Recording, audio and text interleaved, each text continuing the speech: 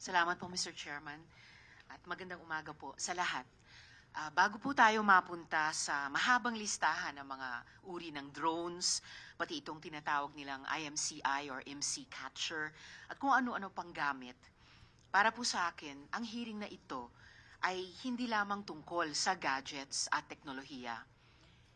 Higit sa kagamitan, ito ay tungkol sa sapat na pondo, kapasidad, koordinasyon, pananagutan, kasama na ang maayos na vetting sa mga organisasyong ukol sa pambansang seguridad at siyempre ang pagbabantay sa kapakanan ng ating kababayan.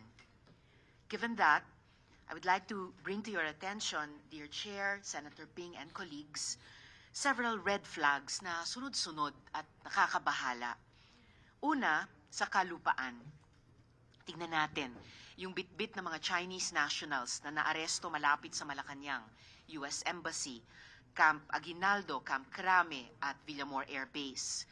May Chinese national na naarestong bitbit ang IMCI Catcher na ginagamit pang intercept ng mobile phone traffic.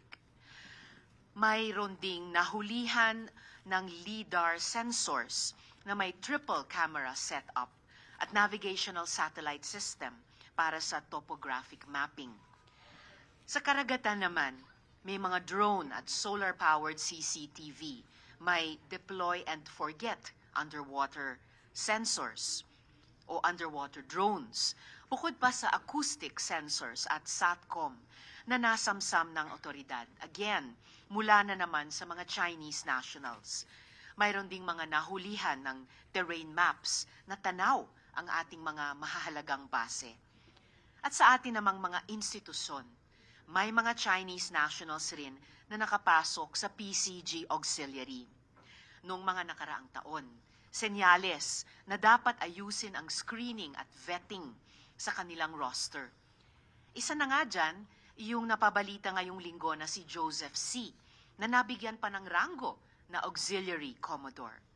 Of course, there is also the threat posed by foreign coordinated disinformation and malign influence operations na dapat nating aksyonan habang nirerespeto ang karapatan sa pamamahayag ng mamamayan. Dear Chair, dear colleagues, ang soberanya natin hindi lang nakasukat sa teritoryo. Nasa pag-aalaga rin natin sa integridad, dangal ng ating mga institusyon, proseso at pati papeles. Talakayin natin ngayong umaga sa pamumuno ni Chair kung paano nating magagawa iyan sa pamamagitan nitong ating pagbusisi sa mga nakasalang na anti-espionage legislation ni na Senator Ping at iba pa naming mga colleagues. Salamat po, Mr. Chair. Thank you, Senator Risa. May we call on the COMSEC to